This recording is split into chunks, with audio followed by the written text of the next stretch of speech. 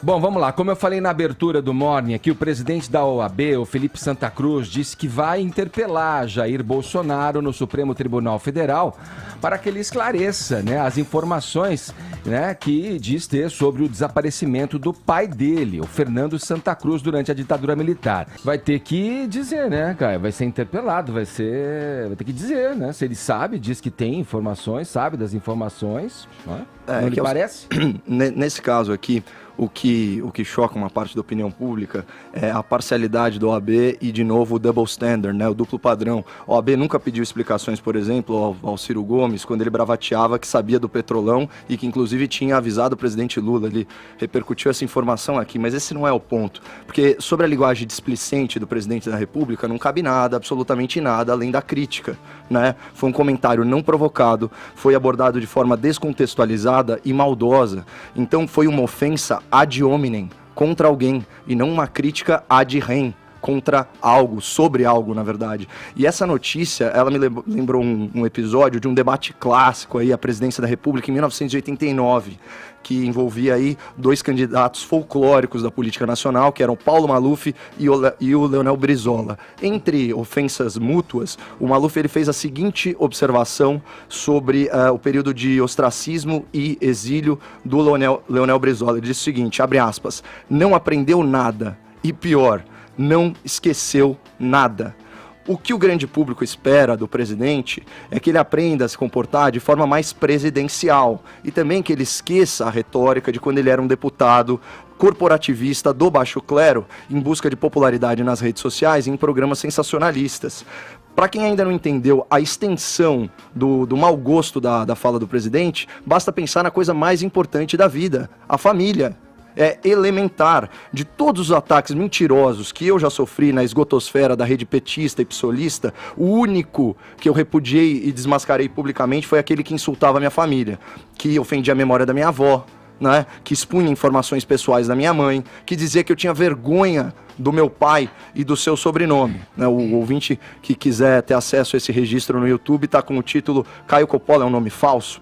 As outras mentiras, de tão irrelevantes, eu nem me dei o trabalho de esclarecer. Tanto que semana passada, o Edgar repercutiu uma delas aqui, dizendo que eu usei verba pública para um projeto cultural, o que nunca ocorreu, embora eu não seja contra a lei de incentivo fiscal, renúncia. Isso é fake news. Fui citado na tua fala, eu não falei que você usou, eu falei que você recorreu e que é um direito de qualquer cidadão recorrer. É, mas deu a entender isso. Mas afim, não é o ponto. Eu só coloquei que você recorreu a uma possibilidade nas leis de fomento de requerer uma verba para um trabalho que você queria fazer. Não falei que você foi bem sucedido, não. Só aleguei dizendo que isso é um acesso que todos nós temos. Você... Bom, é fake news. Eu nunca usei verba pública para projeto cultural, embora eu não seja contra isso. Não foi isso que foi dito. Bom, um marco civilizatório do direito penal é o princípio da pessoalidade da pena. Ou seja, o castigo, né, numa civilização contemporânea, ele é sempre pessoal. A punição, ela deve se restringir a quem pratica o delito, a irregularidade,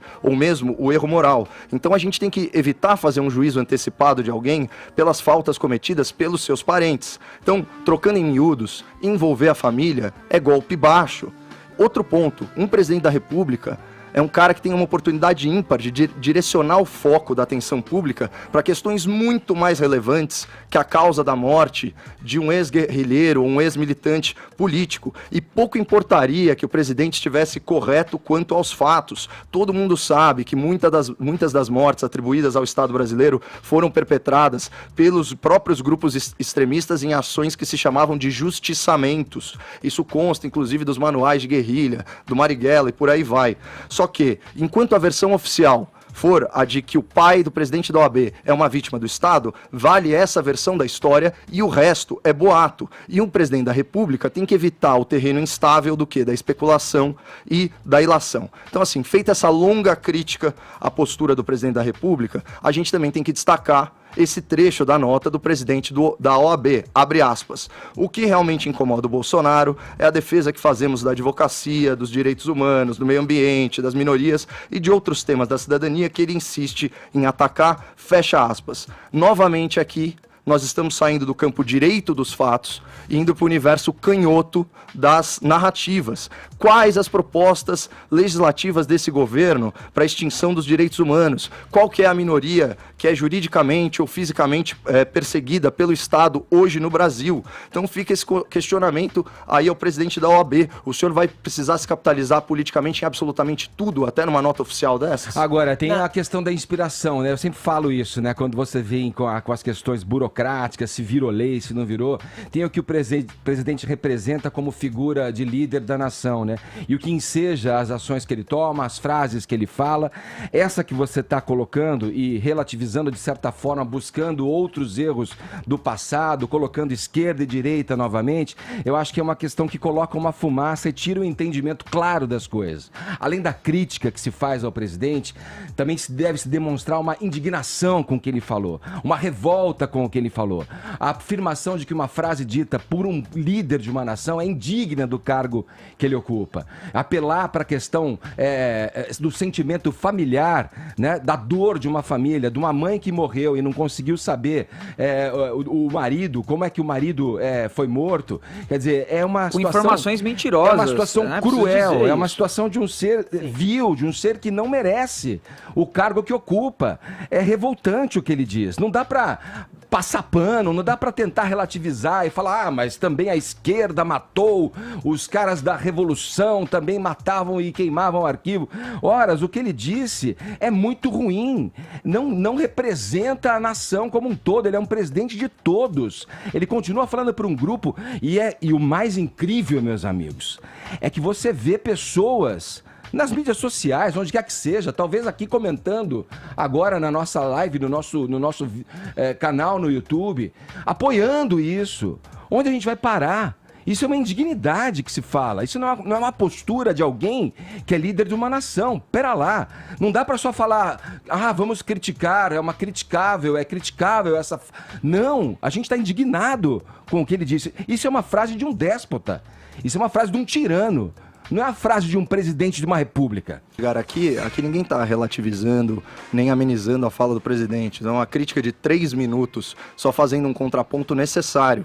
Porque não pode ter uma narrativa em uníssono, porque isso emburrece o debate público. Não tão criticável quanto qualquer colocação frente às atrocidades que foram feitas por qualquer um, seja de esquerda ou de direita. Não, mas assim, não se trata de relativizar nem amenizar, mas você também não pode extrapolar. Eu acho que a gente está diante de uma atrocidade que o presidente disse. Deixa eu falar, Edgar. Eu acho que a gente está falando... A gente está diante de uma flagrante grosseria, não dá pra dizer que não de um crime de responsabilidade. Mas a esquerda também fez absurdos. Ué, mas claro que dá pra falar, Edgar, dá pra você criticar de forma... Mas eu fiquei 3 minutos focado no que estava sendo dito. Você relativizou. Imagina relativizar. Você foi falar de Brizola, Maluf, Edgar, você tem que trazer elementos diferentes. O que você pensa a respeito da fala do presidente? Olha, eu abri o comentário, eu falei que a linguagem era displicente, eu falei que não foi provocado, eu falei que o presidente tinha que aprender e esquecer, e você só enxerga a parte que você quer ver, pelo amor de Deus. O resto é fumaça. Não é fumaça.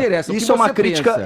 O que eu falo, o que eu penso é muito mais complexo do que uma frase de lacração, Edgar. Eu vou além do lugar comum, eu trago outros elementos, inclusive para mostrar para os partidários do presidente qual a extensão da gravidade do negócio. Entendeu? Agora, fica muito difícil quando eu tento falar e você, de forma autoritária, fica me interpelando dessa forma. Isso é uma mentira que você joga faz tempo. É só você reassistir os vídeos. O programa é um programa de conversa e um debate aberto. Quando você vem fazer um monólogo, um latifúndio de fala, e a gente que se coloca como contraponto, você faz uma acusação... Olha, Edgar, melhor um latifúndio de fala do que um deserto de ideias, viu? Você fala acusação... Olha, Edgar, melhor um latifúndio de fala do que um deserto de ideias, viu? Você fala incitando os nossos telespectadores, incitando. Você é muito paternalista e muito elitista em relação então ao seu público, porque acha que ele não consegue formar sua própria opinião, Edgar. Colocar a verdade, você provoca... Ninguém é manipulável desse jeito. Não se trata de engenharia social. As pessoas têm discernimento para saber o que é certo, o que é errado e para formar sua própria opinião. Eu tenho certeza que... Não menospreze sua audiência. Eu tenho certeza. Não menospreze a sua audiência. Eu menosprezo a minha audiência. Eu menosprezo a inteligência da sua audiência. Eu nunca fiz isso. Você tenta desinformar. Desinformei como, Edgar? Qual a informação imprecisa que eu dei aqui? informação. Qual citação errada que eu dei aqui? Tipo como você ousa? Você busca ousa esse tipo de situação? Como você ousa me ofender? Diminuir a opinião alheia. Eu falo de coisas,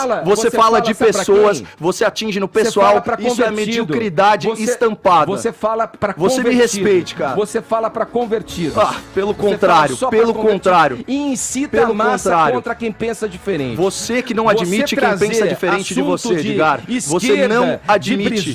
Você não consegue aventar a possibilidade de alguém de vez em quando ou muitas vezes concordarem com o governo e você acha que isso é sintomático de quem passa pano. Eu tô cansado de ser chamado de tendencioso, assessor de imprensa do governo. Você já reparou que eu critico muito mais, infinitamente mais o governo? Você nunca fez um elogio. É impossível um governo de 6 meses não ter feito nada que preste, Edgar. É simplesmente impossível. Quando eu trago dados da segurança pública, você atribui ao acaso. É impressionante. Você me respeite, cara. E você também me respeite, mas eu te respeito. Quem me desrespeita e faz ataques pessoais é você, Edgar. É você, Edgar. Você me interrompeu, tá me interrompendo agora. Você também tá me interrompendo. E o comentário político denso, ele precisa de começo, meio e fim, Edgar. É assim que funciona. Olha só, você desinforma, você joga fumaça. Olha o que você tá falando, Edgar. Você joga Olha o que você tá falando. Olha esse ataque pessoal. Você tá fazendo um juízo de valor, um juízo de caráter. Atenha-se à pauta, Edgar. Pare de falar da minha pessoa. Você joga um termo Pelo amor de Deus, o que eu tenho de idade, você tem de carreira. Não, pelo amor de Deus. Não aprendeu nada e não esqueceu nada. Você acha que... Não aprendeu nada e não esqueceu nada. Me respeite, cara. Você também me respeita. Não, você me respeita. Você me respeite. Você fala pra uma plateia convertida e vem acusar os seus Você me desrespeita, desrespeita quem admira o meu trabalho. É um desrespeito generalizado. Trabalho? Você tá doido. Você tá louco. Muitos colegas seus, inclusive, Edgar. Esse embate, e você sabe disso. Esse embate ficou irracional. Desculpa, ouvinte. Peço desculpas ao tempo perdido aqui com balelas. Vamos voltar pra pauta. Vamos à verdade.